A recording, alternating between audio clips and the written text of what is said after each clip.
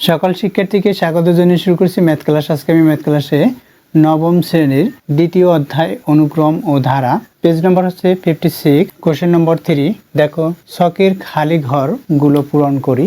দেখো এখানে ক্রমিক নং 1 থেকে 10 পর্যন্ত দেওয়া আছে, এখানে শুধুমাত্র 1 থেকে 3 পর্যন্ত দেয়া। দেখো এখানে প্রথম পদ দেওয়া আছে, সাধারণ অন্তর দেওয়া আছে, পদ সংখ্যা প্রথম ক্রমিক নম্বরে 10 দেওয়া আছে, এখানে তমপদ দেওয়া নেই, এখানে সমষ্টি অর্থাৎ ধারার সমষ্টি দেওয়া নেই। ইচ্ছাপেনকে ধারার সমষ্টি বলা হয়, এটা ধারার সমষ্টি, এটা তমপদ। আমরা n তম পদ পর্যন্ত এখানে নির্ণয় করব। তাহলে দেখো এখানে পদ সংখ্যা, n তম পদ এবং ধারার সমষ্টি এগুলোই বের করতে হবে। দেখো পদ সংখ্যা n হলে তমপদ আবার এবং n এটা আমাদের বের করতে হবে। দেখো তাহলে n তম পদ আমরা কি জানি, সমান্তর ধারা, যেহেতু এখানে প্রথম পদ সাধারণ অন্তর দেওয়া আছে, সুতরাং সমান্তর ধারার n তম পদ। তাহলে লিখি নম্বর 1, সমান্তর ধারার n তম পদ। সমান্তর ধারার n তম পদ কি হবে? সমান্তর ধারার n তম পদ হবে n equal a plus n minus 1 into d। এখানে এ শুধুমাত্র প্রথম পদ দেওয়া আছে, প্রথম পদ অর্থাৎ a1 এর মান দেওয়া আছে, a1 এটা শুধুমাত্র এ লেখা, আমরা এখানে এ লিখতে পারি সূত্র অনুসারে এও লিখতে পারি, আবার a1ও লিখতে পারি। তাহলে সমান্তর ধারার n তম পদ হচ্ছে এটা। তমপদ, কোন তমপদ নির্ণয় করতে হলে এই সূত্রটির সাহায্যে কোনো তমপদ নির্ণয় করতে হবে। দেখো এখানে ধারার সমষ্টি কি, সমান্তর ধারার পদ সংখ্যা যদি n হয় তখন n equal a plus n minus 1 into d এটা হবে। এবং ধারার সমষ্টি কি হবে? তাহলে কি ধারার সমষ্টিকে n দ্বারা প্রকাশ করা, n ইকুয়াল n বাই 2, এখানে second bracket 2a plus n minus 1 into d, এটাকে ধারার সমষ্টি বলা হয়। অর্থাৎ কোনো তমপদ নির্ণয় করতে হলে এই সূত্রটির সাহায্যে নির্ণয় করতে হবে, এবং ধারার সমষ্টি অর্থাৎ n এর মান বের করতে হলে এই সূত্রটির সাহায্যে, বা d এর মান। এখানে যে কোনো এই যে যতগুলো প্রতীক অর্থাৎ পদ সংখ্যা দেওয়া আছে, প্রথম পদ দেওয়া আছে, যেহেতু পদ সংখ্যা দেওয়া আবার সাধারণ অন্তর দেওয়া আছে, যে কোনো একটি না থাকলে অন্যগুলোর মান যদি দেওয়া থাকে তাহলে ওই রাশির মান বের করা যায়। যেমন পদ সংখ্যা যদি দেওয়া না থাকে পদ সংখ্যা বের করা যাবে, সাধারণ অন্তর যদি দেওয়া না থাকে তাহলে সাধারণ অন্তর যদি দেওয়া না থাকে তাহলে পদ সংখ্যা এবং প্রথম পদ দেওয়া থাকবে, আবার এই ধারার সমষ্টিও দেওয়া থাকবে। এভাবে যে কোনো একটির মান বের করা যায়, অন্যগুলো তাহলে দেওয়া থাকবে। তাহলে দেখো এই দুইটি সূত্রের মাধ্যমে আমরা এখানে এই যে সমান্তর ধারার, যেহেতু এটি প্রথম পদ দেওয়া আছে, সাধারণত দেওয়া আছে, পদ সংখ্যা আমাদের প্রথমে বের করতে হয়। এখানে দেখো n তম পদ আমাদের বের করতে হবে, তম পদ বের করব। তাহলে আমরা লিখতে পারি নম্বর 1, প্রথমে ক্রমিক নং 1। দেখো এখানে কি দেওয়া আছে, তার লিখি দেওয়া আছে। দেখো কি দেওয়া আছে, প্রথম পদ a1 ইকুয়াল, এখানে দেওয়া আছে 2, সাধারণ অন্তর d ইকুয়াল, দেখো এখানে সাধারণত d ইকুয়াল 5 দেওয়া আছে। পদ সংখ্যা n ইকুয়াল, এখানে 10 দেওয়া আছে পদ সংখ্যা। এখন আমরা এই তমপদ নির্ণয় করব, n তমপদ। অতএব n তমপদ, যেহেতু এখানে তমপদ দেওয়া নেই এবং ধারার সমষ্টি দেওয়া নেই, তাহলে প্রথমে তমপদ নির্ণয় করি। অতএব n তমপদ n equal a plus n minus 1 into d equal দেই, এর কি মান দেওয়া আছে, এখানে 2 দেওয়া আছে, প্লাস n এর মান কি দেওয়া আছে, এখানে 10 দেওয়া আছে, 10 লিখি, মাইনাস 1 ইন্টু d হচ্ছে সাধারণত, এখানে 5 দেওয়া আছে, 5 লিখি, ইকুয়াল দেই। এখন কি হবে, এখানে 2 লিখি, এই প্লাস সাইন, 10 থেকে 1 মাইনাস 9, 9 এর সাথে 5 গুণ, আমরা 9 এর সাথে 5 গুণ করি, হবে 45। এই 45 এর সাথে 2 যখন প্লাস করব তাহলে 47, এটা হচ্ছে n তম পদ। 47 হলো n তম পদ, এটা হচ্ছে অ্যান্সার। একটা n তম পদ আমরা বের করতে পেরেছি, অর্থাৎ এখানে কি হবে, 47 হবে। এখানে 47 হলো n তম পদ, আমরা n তম পদ লিখে রাখি এখানে 47। এরপর দেখো এখানে n হচ্ছে ধারার সমষ্টি n equal n by 2, n equal n by 2, এখানে into 2a plus n minus 1 into d, এটা হচ্ছে ধারার সমষ্টির সূত্র। এখন এখানে আমরা এগুলোর মান বসাবো। এখানে যেহেতু ধারার সমষ্টি দেওয়া নেই, সুতরাং ধারার সমষ্টি বের হবে। এন কি, এখানে এন পেয়েছি কি, দেখো এন দেওয়া আছে এন ইকুয়াল 10, তাহলে এখানে 10/2 হবে। 10 এখানে বাই 2 আছে, সেকেন্ড ব্র্যাকেট দেই 2 ইন্টু, এ হচ্ছে প্রথম পদ। প্রথম পদ কি দেওয়া আছে এখানে, দেখো 2 দেওয়া আছে, 2 লিখি। এরপর হচ্ছে প্লাস n-1, n এর মান দেওয়া আছে এখানে 10 -1 ইন্টু ডি, ডি এর মান হচ্ছে 5, এখানে সাধারণত দেওয়া আছে 5, এই 5 লিখেছি, সেকেন্ড ব্র্যাকেট শেষ করি। দেখো এখানে কি হবে, এই 10কে 2 দ্বারা ভাগ অর্থাৎ 5 হলো, এখানে ব্র্যাকেট দেই, এই 2 এর সাথে 2 গুণ করি, 4 হবে, এখানে প্লাস সাইন, এখানে 10 থেকে 1 মাইনাস অর্থাৎ 9 হবে, 9 এর সাথে 5 গুণ করি, 45 হবে, 45 লিখি। এটা হলো ইকুয়াল দেই, এটার সাথে এটা প্লাস করি আমরা প্রথমে, তারপর গুণ করব। এখানে 5 আছে, এই গুণ, এটার সাথে এটা প্লাস করি, তাহলে কি হবে 49 হবে।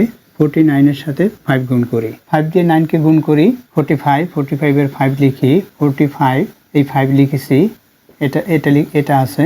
এখন এটার সাথে এটা গুণ করি, 20 হবে, 20 এর সাথে 4 প্লাস করি, তাহলে 24 হলো। অর্থাৎ এখানে ধারার সমষ্টি কত হলো 245, এটা হচ্ছে অ্যান্সার, এটা ধারার সমষ্টি। এখানে আমরা 245 এটা লিখতে পারি, এটা ধারার সমষ্টি। তাহলে আমরা পেয়েছি কি, এটা পেয়েছি, এটা পেয়েছি 1 নং মানে ক্রমিক নং 1 থেকে যেটা যেটা বের করেছি এগুলো পেয়েছি। আশা করি এটি বুঝতে পেরেছো।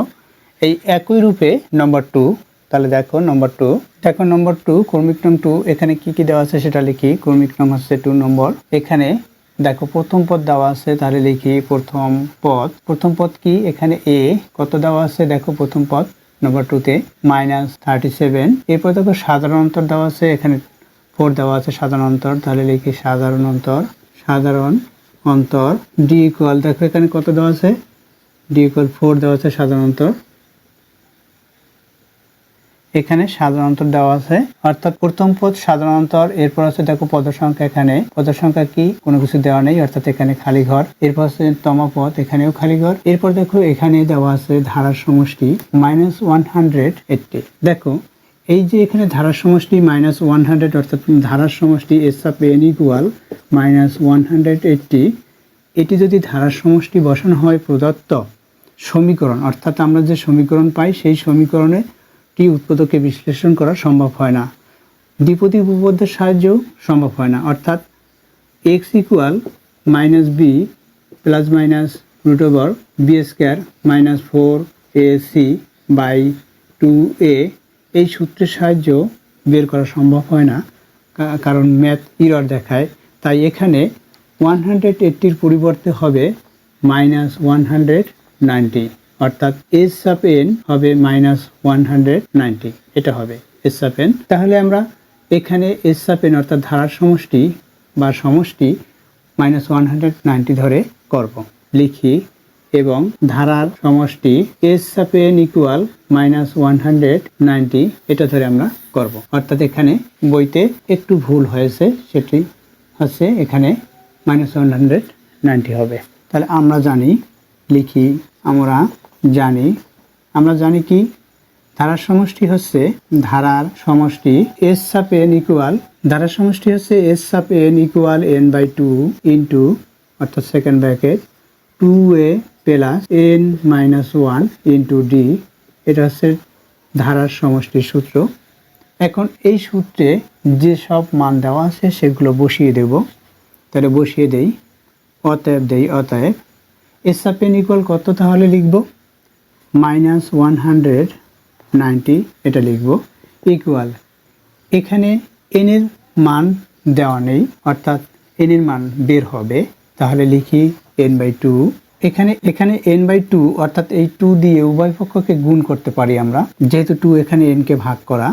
দেখো আমরা প্রথমে মান বসিয়ে দেই, এখানে 2 আছে ইন্টু এর কি মান দেওয়া আছে -37, এরপর আছে প্লাস সাইন, সেকেন্ড ব্র্যাকেট দেই, n এর মান দেওয়া নেই, -1, n-1 লিখলাম, তারপর হচ্ছে ইন্টু ডি, ডি এর মান কি দেওয়া আছে, 4 দেওয়া আছে, 4 বসিয়ে দেই। এখন দেখো এখান থেকে আমরা এই যে দেখো 2 আছে, এখান থেকে আমরা 2 কমন নিয়ে এই 2 বাদ দিতে পারি, অথবা 2 দ্বারা উভয় পক্ষকে গুণ করতে পারি। 2 এখান থেকে কমন নিয়ে বাদ দিব, তাহলে আমাদের এটা করতে সহজ হবে। তাহলে লিখি বা, যেহেতু ইকুয়াল চিহ্ন একই সমীকরণে দুইবার ব্যবহার করা যায় না, তাই ইকুয়াল চিহ্ন প্রথমে দেওয়া যাবে না, এর জন্য বা অর্থাৎ অথবার সংক্ষিপ্ত রূপ বা আমরা ব্যবহার করি, বা এখানে উক্তি চিহ্নও ব্যবহার করতে পারি, কিন্তু আমাদের এখানে বা অর ব্যবহার করতে হয়। এরপর কি লিখি, -190 ইকুয়াল, এখানে n/2, এখান থেকে বলেছি 2 কমন নেব, তাহলে কি লিখব, n/2, এখানে ইনটু দেই, এখানে 2 আছে, এখানে 2 আছে, তাহলে আমরা 2 লিখি, 2 কমন নিলাম। এরপর সেকেন্ড ব্র্যাকেট দেই, এরপর মাইনাস, এখানে 37, এখানে প্লাস সাইন আছে, এখানে কি n-1 ইনটু, এখানে যখন 2 কমন নিয়েছি এখানে 2 × 2 আছে, যার জন্য একটি 2 থাকবে, সেকেন্ড ব্র্যাকেট, অর্থাৎ এই যে 4 ইকুয়াল আমরা 2 × 2 লিখতে পারি। যখন একটি 2 কমন নিয়েছি তাহলে একটি 2 এখানে থেকে যাবে। দেখো তাহলে এই 2 কে এই 2 দ্বারা ভাগ, অর্থাৎ আমরা এখানে এভাবে কাটতে পারি, কিন্তু সাধারণত না কাটলে ভালো হয়, এটা আমরা বাদ দিয়ে লিখব। দেখো তাহলে কি হবে, বা লিখি, এখন আমরা এটা সরাসরি করে যাব। দেখো এখানে কি আছে, -190 ইকুয়াল দেই, এরপর কি, এরপর এই 2 কে 2 দ্বারা ভাগ, তাহলে n থাকবে, n দিয়ে এখানে আমরা গুণ করব, n দিয়ে এটাকে গুণ করি, n দিয়ে এখানে -37 কে গুণ করলে -37n হবে, n দিয়ে গুণ করেছি। এরপর দেখো এখানে প্লাস সাইন, এই প্লাস সাইন দেই, এখন 2 দিয়ে এখানে গুণ করলে 2n হবে, 2n এর সাথে n দিয়ে গুণ করলে 2n² হবে, তাহলে লিখি 2n²। এরপর কি, এই 2 দিয়ে এটাকে গুণ করলে -2 হবে, -2 কে n দ্বারা গুণ করলে কি হবে, -2n হবে, এটা হলো। এখন থেকে এটাও মাইনাস, এটাও মাইনাস, আমরা টোটাল মাইনাস করব, এবং এই যে 190 এটা পক্ষান্তর করে রাইট সাইডে নিব। যখন রাইট সাইডে নিব তখন এখানে লেফট সাইডে 0 হবে, তাহলে আমরা এই 0টি অর্থাৎ রাইট সাইডে লিখব, আমরা রাশি লিখব লেফট সাইডে। তাহলে কি হবে লেখা, বা লিখি, প্রথমে সাজিয়ে লিখি, এখানে 2n², এরপর কি, এখানে এটা -2n, এখানে -37 অর্থাৎ -39n, এটা হলো। এটা যদি আমরা এই কনস্ট্যান্টটা অর্থাৎ -190 পক্ষান্তর করে যখন রাইট সাইডে নিব তখন প্লাস হবে, অর্থাৎ +190 হলো ইকুয়াল 0, এটা হলো। দেখো এখন আমরা এটা উৎপাদকে বিশ্লেষণ করব। এখানে 2 আছে, এর মধ্যে আমরা 2 পেতে পারি না, অর্থাৎ এটা বিজোড় সংখ্যা, নাহলে 2 আমরা বাদ দিতে পারি, কিন্তু এটার জন্য বাদ দিতে পারছি না, তাই আমাদের কি করতে হবে, উৎপাদকে বিশ্লেষণ করতে হবে। এখানে কনস্ট্যান্ট হচ্ছে অর্থাৎ ধ্রুবক হচ্ছে 190, এখানে সর্বোচ্চ ঘাতের সাংখ্যিক সহগ হচ্ছে 2, অর্থাৎ সহগ সংখ্যা হচ্ছে 2 এর সাথে 190 গুণ করি, দেখো এখানে 2 আছে ইন্টু 190, আমরা উৎপাদকে বিশ্লেষণ করব। আমরা টোটাল কত করব, এখানে 39 আছে, এই 39 মাইনাস আকারে আছে, এটা আমরা তৈরি করব। উৎপাদকে বিশ্লেষণ করার জন্য কি করতে পারি, অর্থাৎ আমরা এভাবে লিখতে পারি 10 × 19, এভাবে লিখতে পারি, অর্থাৎ 2 ইন্টু, এখানে আমরা 10 লিখতে পারি ইন্টু 19, এটা লিখতে পারি। দেখো আমরা কি করেছি, এই যে 190কে যদি আমরা 10 × 90 লিখি, অর্থাৎ এটাকে উৎপাদকে বিশ্লেষণ করার জন্য আমরা গুণনীয়ক বা উৎপাদক নির্ণয় করেছি। এখন দেখো এটার সাথে এটা গুণ করি, তাহলে কি হবে, 20 হবে ইন্টু 20 এবং 90, এখানে দেখো এই দুইটা যদি আমরা প্লাস করি, অর্থাৎ টোটাল হবে 39, এখানে মাইনাস সাইন, সুতরাং এটাও মাইনাস হবে, এটাও মাইনাস হবে, অর্থাৎ -39 হবে। যদি আমরা টোটাল এটা করে দেখি, মোট -39, আমাদের 39 করতে হবে। এখানে যে রাশি আছে, অর্থাৎ এখানে যে n আছে এটার সাথে রাশি, তাহলে এই 20-র সাথেও n লিখতে হবে, অর্থাৎ -20n, এখানে -19n, এটা যদি টোটাল করি তখন -39n হবে। তাহলে আমরা এটা মিডল টার্ম করলাম। কিভাবে করলাম আশা করি এটা বুঝতে পেরেছো কীভাবে করতে হবে। আমি সংক্ষিপ্ত নিয়মে দেখিয়ে দিয়েছি, শুধুমাত্র ব্যাখ্যা দিচ্ছি না।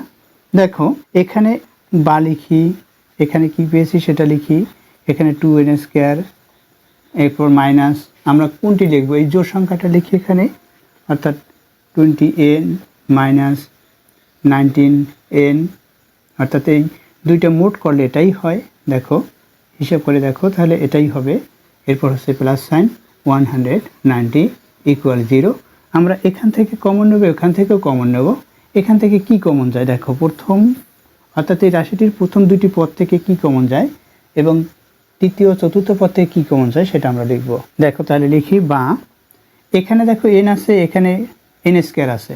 এরপর দেখো এই দুইটি পদ থেকে প্রথম পদ দ্বিতীয় পদ থেকে আমরা 2n এটা কমন নিতে পারি। আমরা 2n কমন নিয়েছি, তাহলে কি থাকবে 2n কমন নিলে এখানে দেখো n থাকে একটি, তাহলে n লিখি, এরপর কি মাইনাস, এখানে যখন 2n কমন নিছি দেখো এই 2 নিছি n নিছি, তাহলে এখানে শুধুমাত্র 10 থাকে, এই 10 লিখে দিলাম, এরপর মাইনাস সাইন।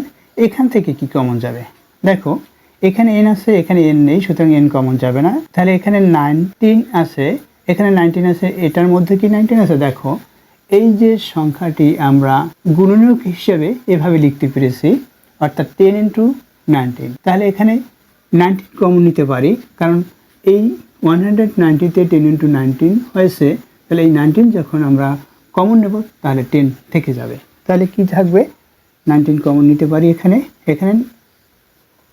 অর্থাৎ এখানে 19 × n, অর্থাৎ 19 কমন নিলে এখানে n থাকে, এখানে প্লাস সাইন, এখানে দেখো মাইনাস সাইন কমন নিয়েছি, তখন এই সাইন পরিবর্তন হবে, প্লাস থাকলে মাইনাস হয়, মাইনাস থাকলে প্লাস হয়, এখানে মাইনাস হলো। এরপর কি এই যে 19 কমন নিয়েছি, তাহলে কি থাকবে দেখো 19 কমন নিয়েছি, তাহলে 10 থাকবে, এখানে 10 লিখতে পারি। আবার দেখো এটার সাথে এটা গুণ করলে এটাই হয়, অর্থাৎ এই যে আমরা যেটা কমন নিয়েছি সেটা যদি এগুলোর সাথে গুণ করে দেখি যে রাশি হয়, তাহলে কমন নেওয়া সঠিক হয়েছে বলে আমরা বুঝতে পারি।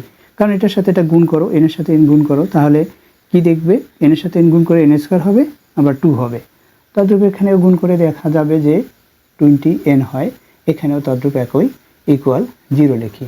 এরপর কি হবে এখানে দেখো এখান থেকে আমরা কমন আনকমন লিখবো, অর্থাৎ এটা থেকে কি কমন যাবে, এটা থেকে কি কমন যাবে। দেখো উভয় ক্ষেত্রে এখানে অর্থাৎ প্রথম পদ এবং দ্বিতীয় পদে n-10 আছে, এখানেও n-10 আছে একই, সুতরাং আমরা কমন লিখতে পারি বা n-10 এটা কমন। আনকমন কি থাকে, আনকমন যা থাকে সেটা লিখি, এখানে 2n-19, তাহলে লিখি 2n-19 এটা আনকমন, ইকুয়াল 0 আছে রাইট সাইডে, 0 লিখি। দেখো এখন এই প্রথম পদ এবং দ্বিতীয় পদ দুইটি পদের গুণফল যদি 0 হয়, তাহলে পৃথক পৃথকভাবে প্রত্যেকটি পদের মান 0 হয়, অর্থাৎ কি হবে বা এত ইকুয়াল 0 বা হয় এত ইকুয়াল 0 অথবা এত ইকুয়াল 0। তাহলে আমরা যে কোনো একটা কথা লিখতে পারি, হয় n-10 ইকুয়াল 0 অথবা 2n-19 ইকুয়াল 0, এটা হলো। তাহলে এখানে কি হয় লিখি বা এই n এর মান বের করবো, তাহলে এই 10 যে এখানে একটা ধ্রুবক আছে বা কনস্ট্যান্ট আছে, এটি পক্ষান্তর করে রাইট সাইডে নেব, এই সাইনের পরিবর্তন হবে, অর্থাৎ n ইকুয়াল 10 হবে, এখানে n ইকুয়াল 10 হলো। এখানে কি বা লিখি 2n ইকুয়াল, এটা পক্ষান্তর করে রাইট সাইডে দেই 19 হবে। আমরা যে পক্ষান্তর করেছি সেটা আমরা এখানে লিখে দেবো যে পক্ষান্তর করে, সাইড নোটে পক্ষান্তর করে, এভাবে সাইড নোটে অবশ্যই লিখতে হবে, যেখানে পক্ষান্তর করি সেখানে পক্ষান্তর করে সাইড নোটে লিখতে হয়। যেমন ইতিপূর্বে এখানে লিখেছিলাম, অর্থাৎ এখানে পক্ষান্তর করেছি, সেটা এখানে অবশ্যই লিখে দিতে হবে যে পক্ষান্তর করে, পক্ষান্তর করে।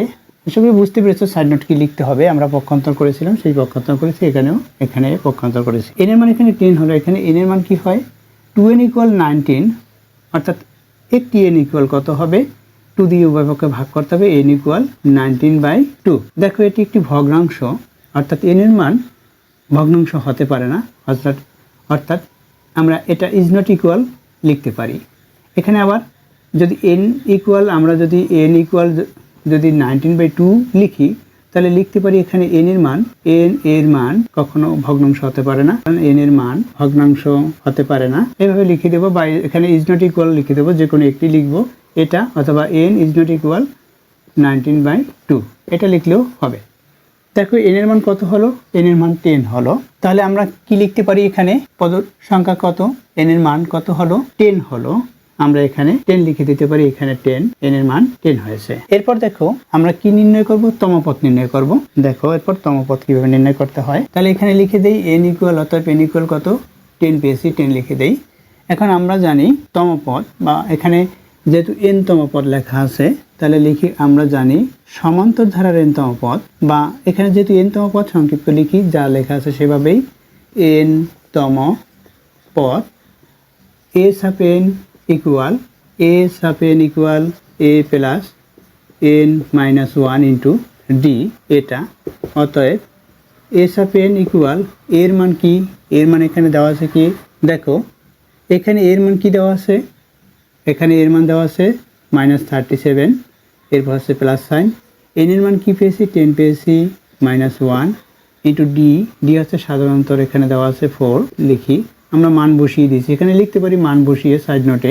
এরপর কি হবে -37, এখানে প্লাস সাইন, এখানে 10 থেকে 1 মাইনাস অর্থাৎ 9, 9 এর সাথে 4 গুণ করি অর্থাৎ 36 হবে, অর্থাৎ এখানে কি হলো -1 হলো, অর্থাৎ কি হলো এখানে আমরা -1 পেয়েছি। এখানে আমরা তাহলে এখানে -1 এটা পেয়েছি, এখানে -1 লিখলাম, শূন্যস্থানে এখানে -1 হবে। আশা করি এটি বুঝতে পেরেছো কিভাবে করতে হবে। এই একই নিয়মে অর্থাৎ যখন ক্রমিক নং 1, 2 করেছি সেই একই নিয়মে এখানে ক্রমিক নং 3 অবশ্যই তোমরা প্র্যাকটিস করলে করতে পারবে। আশা করি বুঝতে পেরেছো কিভাবে করতে হবে। এতক্ষণ ম্যাথ ক্লাসের সাথে থাকার জন্য সকলকে ধন্যবাদ জানিয়ে আজকের মতো বিদায় নিচ্ছি।